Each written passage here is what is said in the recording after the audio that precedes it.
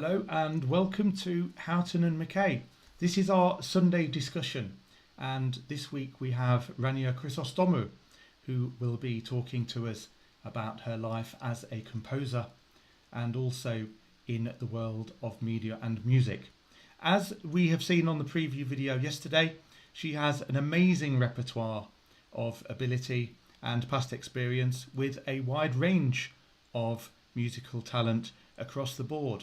She's done gaming, videos, gaming music, right through to landscape focus and touching on music to do with human nature as well.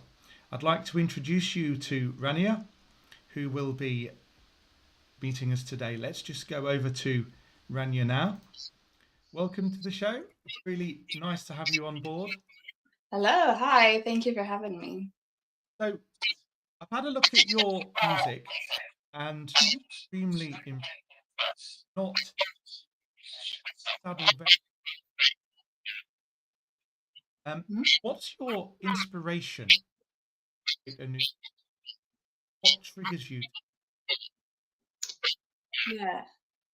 I think there's not one specific thing of inspiration, even though if I had to name just one, it would be myself.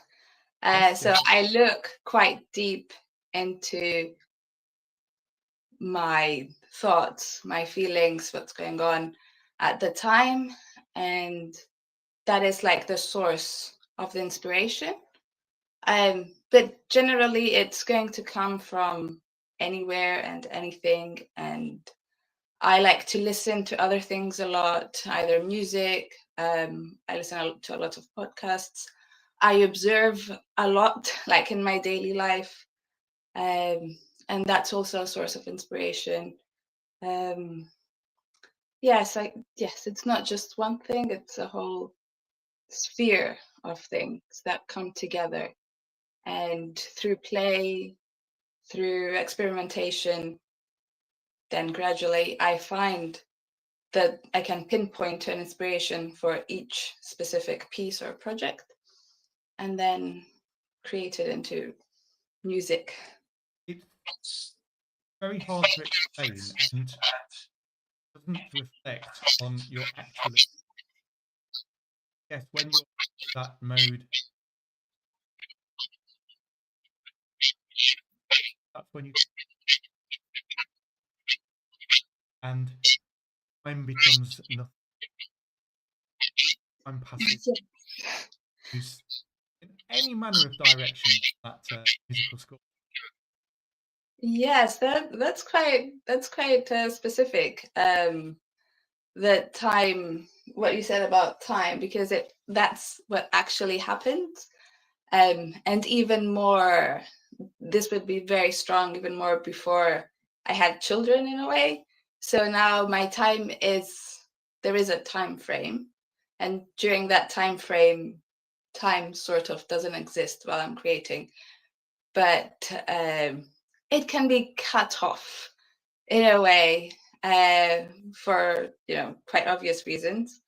But before children, before this kind of responsibility, yeah, indeed, time was just flowing during the times that when I would be composing. It's probably trait with enemy of time. It gets in the way, and I think more of it when you're in that zone, passing of time and more. Yes. Coming up, you know that you only have an hour. That's restricted. Not good too. Yes, that's true of it being restrictive. But then I've learned how to make that restriction part of the process, because even, let's say, during my study years, I would always have, on purpose, why, I don't know, but yes, I would always have other things to do as well. And I think in a way, so like I would do dance lessons, or I would have to go to one of my sessions at university. or a concert would be coming up, and there was always something that I had to do. So I think in a way that trained me to now where I actually have no option to use even that restrictive chunk of time towards creating something, to making the time actually beneficial, regardless of what happens or doesn't happen. Sometimes when I create, or most of the times when I create, especially at the beginning phase of a project, it's not going to be of any substantial worth. So I will, rework and rework that. And sometimes I would think, oh, yes, well, if I had 8 hours to sit on this continuously, but even that 1 hour that I get sometimes, I have found ways to making it constructive. So in a way, it's a good thing. No, I can It see that. becomes a good thing. It's Yes. like learning to dive deeper into the soul, faster way, Yeah. get to that point, and right music comes out. Question around that is, what would two questions? What would you say your actual signature is, and person coming through the music, Mhm. and have you reached that true self? I would suggest not developmental process that's supposed to never end. Yes, I'll start with the second bit. That's quite easy. No, I haven't reached that. It's actually it's yes. I feel that I have to reach it like yesterday, because it's a question that comes up when I'm doing funding applications, when I'm trying to explain a project to someone, or my music, what I do. I feel it's something that comes up a lot, but on the other hand, it's a continuous. If I see what I wrote 10 years ago and what I write now, it's a continuum. It's a continuing process of finding who I am through music and feeling, at home with that. Keyword. And then, yes, and then progressing it, moving to a different direction once I feel that it doesn't work for me anymore. And, we evolve as human beings. So I think my creativity anyway is going to evolve. No, it's good. Together. I mean, probably relevant. Bruce Lee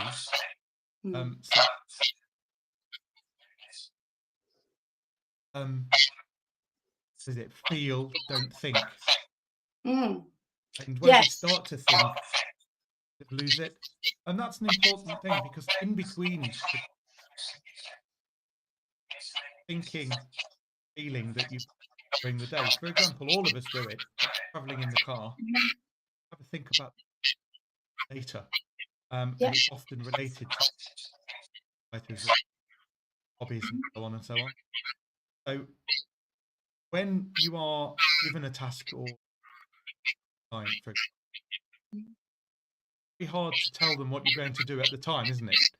It's you think about the ideas afterwards when you're walking through town and doing tasks, they start to stick, but you're gathering them go along.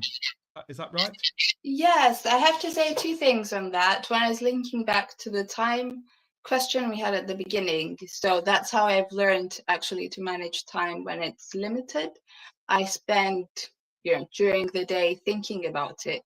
And then when I'm in front of the laptop or a piece of paper, then all that thought becomes the feeling in a way. Even though at this point I can't separate the two, and I don't think I have to. Which bit is the thinking, which bit is the feeling? Anyway, that's just me. And then the other part is, yes, I I have to. I feel I've lost a lot of I've lost a lot of calls for scores, or when I'm trying to talk with a performer, I think I've lost them in a way when they've asked, can you write a piece for me about this topic? And even if I have 5-6 days to think about it, it doesn't, unless I start actually writing something, it's not going to come out. And most of the times, I don't explain my music through musical terms. I think I look at the sphere, the whole thing, and start outwards and moving inwards, or inwards moving outwards, if outwards is the music, is the sound. Yeah. Yeah, but it's something I am working on, but at the same time, I know that different musicians have different styles, different ways of understanding.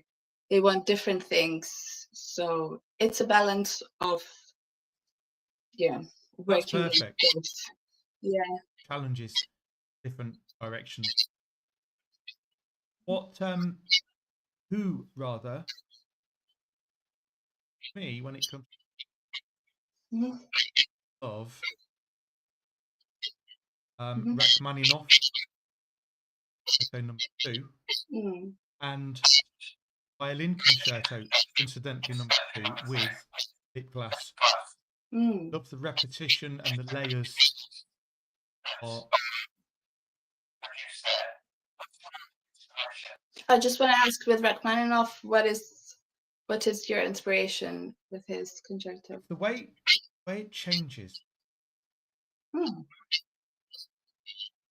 like awakening and environment, energy, Mm-hmm. Yes. and change tone. Yeah. There's Yeah. the you along. Yes, that's true about that concerto. For me, this is possibly not the answer you would expect, especially from someone that writes the continuation of what classical music is. At least that's what I consider I do. It's not classical. I can't pinpoint to one specific composer. Ever, even when I was younger, I would have definitely said Bach. Bach. Yes. And maybe Ludoslavsky, or yes, one of those contemporary ones. But no, today it's definitely not that. I get inspiration from a lot of pop music, actually, which is strange. But I also don't find it strange, because there's a lot of musicality a lot of the times going around. Elements. Yes, you know what the social the social circle, or the social ideas that come out of these songs, not all of them, of course, but there are some that are very strong, and I can see that some things, at least some ideas, are parallel. I also get inspiration from the outside life in general, how I'm feeling as well, and musically it's the same. So playing with music, playing with sound, going to concerts, and yes, whenever I try to say, okay, I'm going to listen to a lot of this, then I end up writing a lot of it. Sounds very close to what that composer is, and yes, I don't like it. So I don't like it. I will listen to composers like now. Erilyn Wallen is one. Yes. Anyway, this just came to me, but yes, different people at different times. But I don't have one specific person that I will go to for inspiration, and yeah. it's a really relevant answer because your thing is probably parts of the finding inspiration signatures that you Yeah. mentioned modern music, Mm. and I mean classical and pop has been blended for a long time. If you take Pet Shop Boys, for example, with, one of their songs, "Left to My Own Devices," Hmm. with violins blending into a pop beat. Beautiful open. Yeah. Shall Hmm. we have a look at the video you made on composing story, Yes. and Yeah. then we'll come back afterward, and I've got a challenge for you. Oh, lovely. Okay. Okay, so Yeah. those watching, we have a short video Anya has made, demonstrates movie format with music, and you can see the process.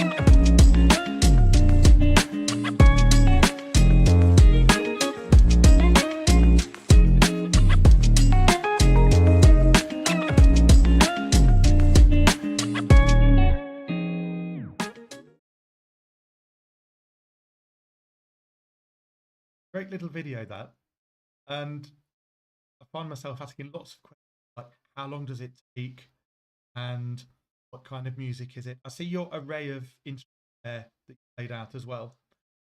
Are you able to?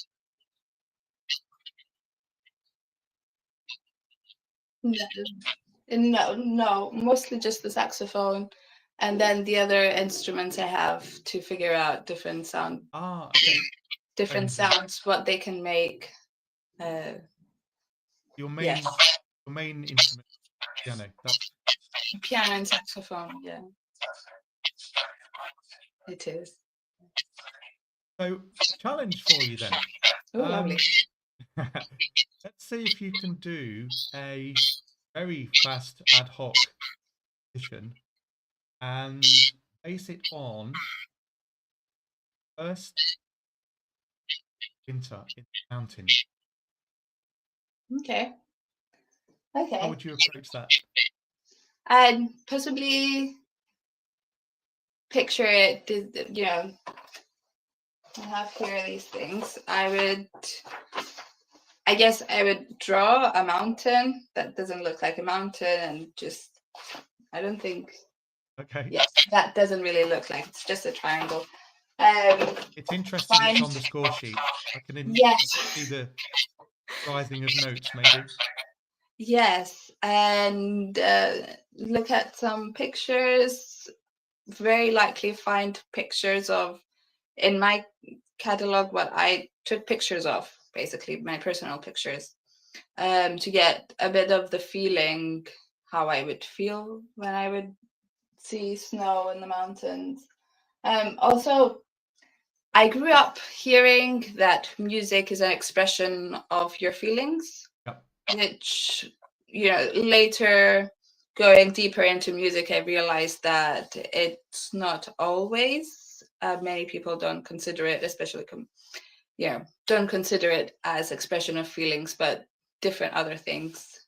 Anyway, that was a parenthesis, yes. But for me, this sort of stuck, and unless I find some personal connection to it, then I can't really write it. So yes, I would think about, let's say maybe it's a mountain.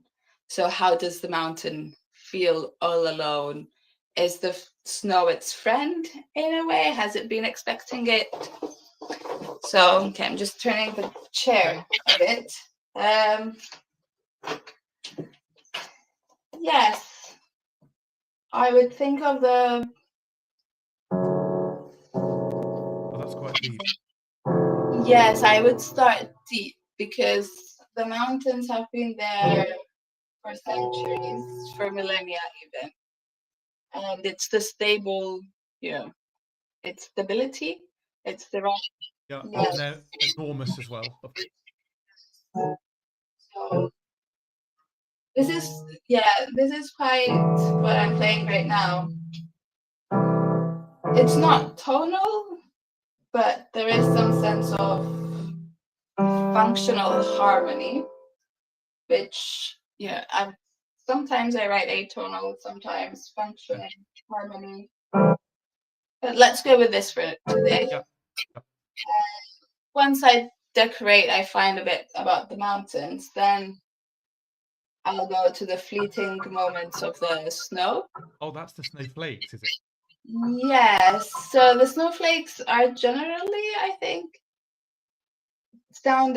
created with higher notes. So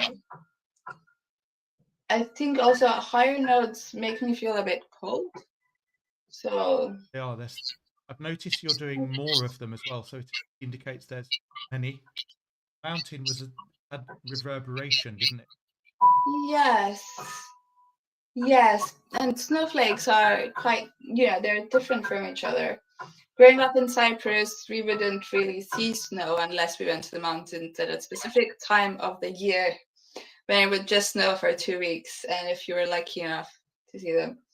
But my husband is from Finland, and whenever we go Christmas, yes, it snows.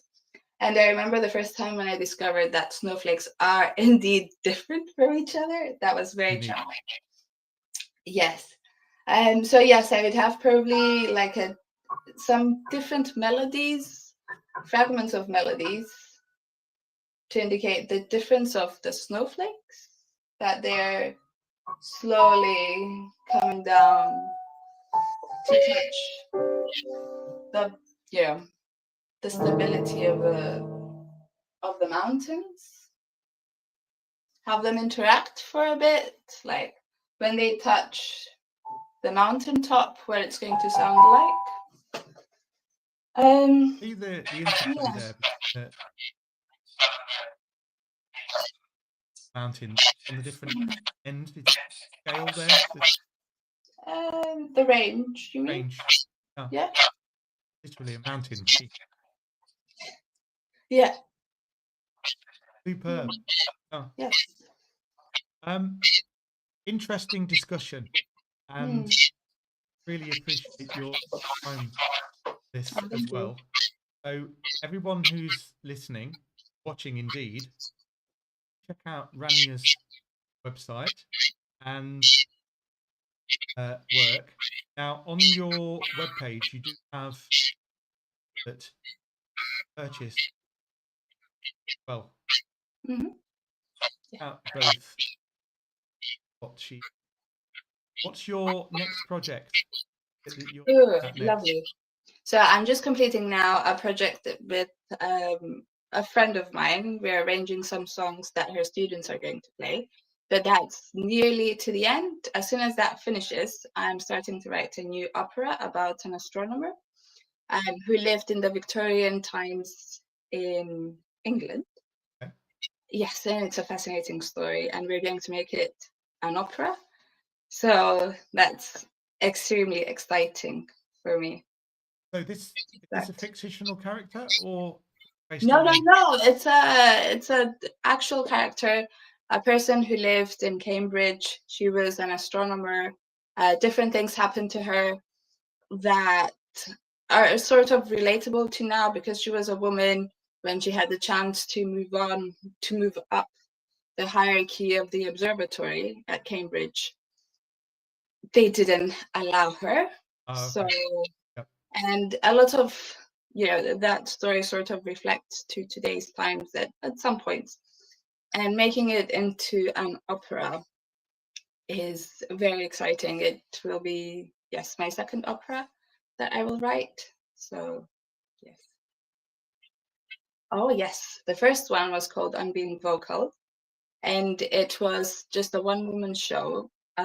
Canadian soprano Sarah Parkin was the one woman in the opera, and she played different characters. Yes, she played different characters of a woman's support group and different songs from women in a fictional support group. But the songs she was singing, we found out later talking with people, were very real to them.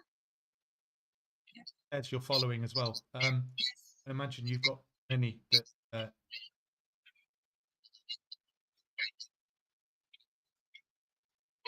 events. Yes. Yes, yes, we do. Like we had performances of One Being Vocal, 2 or 3 performances, I think. We are going to plan some more, hopefully, in the new year. We have some planned for the new project with the astronomer. Yes, this for now.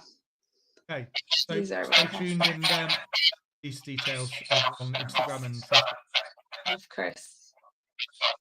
So thank you very much Thank you for very much. your time today. It's been enlightening, enjoyable, and I think keeping to various points. Great. Thank you again.